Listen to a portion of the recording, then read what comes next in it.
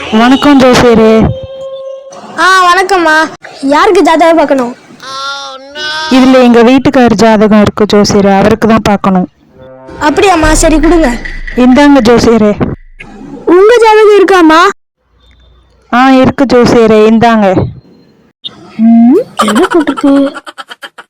உங்களுக்கு 2 குழந்தைங்க, ஒரு புருஷன், கரெக்டா? ஆமா கரெக்ட் ஜோசியரே, கரெக்டா சொன்னீங்க. இந்த சொக்கவாசல் சுகுணன் சொன்னா கரெக்டா தான் இருக்கும். இந்தாங்க ஜோசியரே, எங்க வீட்டுக்கார் ஜாதகத்தை பாருங்க. இந்த பாக்குறேம்மா.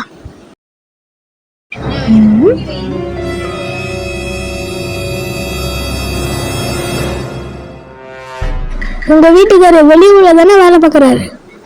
ஆமா ஜோசியரே, சரியா தான் சொன்னீங்க. ஆமாம்மா, உங்க வீட்டுக்காரர் கட்டா சரியில்லை. ஆமா ஜோசியரே, அவருக்கு எப்ப போன் போட்டாலும் நீங்கள் தொடர்பு கொள்ளும் வாடிக்கையாளர் வேறொருவருடன் தொடர்பில் இருக்கிறார் இப்படி சொல்லுது ஜோசியரே. அதை கேட்கும் போதெல்லாம் எனக்கு பக்கு இருக்கு ஜோசியரே. என்ன இந்த பொம்பளை போறத தப்பா போட்டுட்டு இருக்கு. சரி, நம்மளுக்கு லாபம் தான். ஆமாமா. ஐயோ, இந்த மனுஷன் என்ன இப்படி பண்ணிட்டாரே, நான் என்ன பண்ணுவேன்? என் வாழ்க்கையை வீணாக்கிட்டாரு. ஐயோ, நான் என்ன பண்றது? சரிம்மா அழுவாதீங்க. அதுக்கு பரிகாரம்லாம் இருக்கு. அதை பண்ணா உங்க ஒரு புருஷன் வாழ்க்கை நல்லாயிரும்.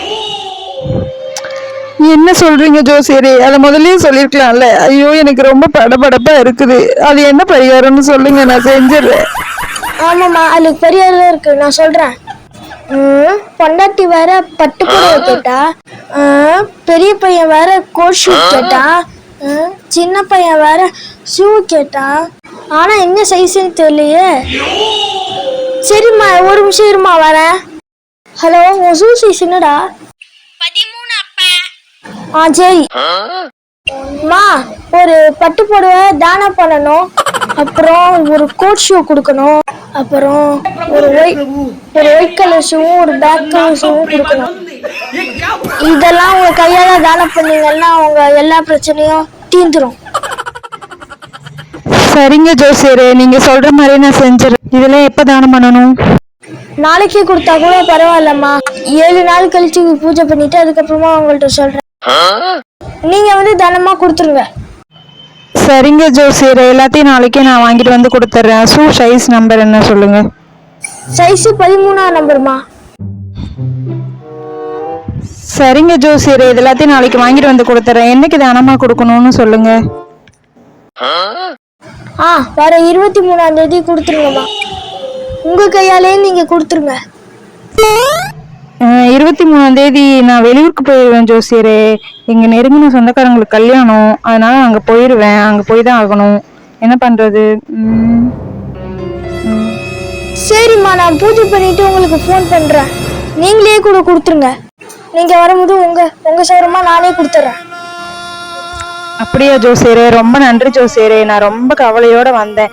ரொம்ப மனசே சரியில்லை. உங்களை பார்த்ததுக்கு அப்புறம் தான் நிம்மதியா இருக்கு ஜோசியரே. நான் போயிட்டு வரேன். சரிம்மா, போயிட்டு வாமா. உங்களோட தட்சணை எவ்வளோன்னு சொல்லுங்க ஜோசியரே. 1 சவரத்துக்கு 1000 ரூபாமா, 2 சவரத்துக்கு 2000 ரூபாமா. சரிங்க ஜோசியரே, இந்தாங்க ஜோசியரே. சரிம்மா, நான் பூஜை பண்ணிட்டு உங்க பேருக்கு நானே பண்ணிடுறேம்மா. சரிங்க ஜோசியரே, நான் கிளம்புறேன். அப்பாடா, இந்த மாதிரி ஒரு 5 பேர் ஒரு வாரத்துக்கு வந்தா நம்ம சீக்கிரமா பிறக்க ஓட்டிடலாம்.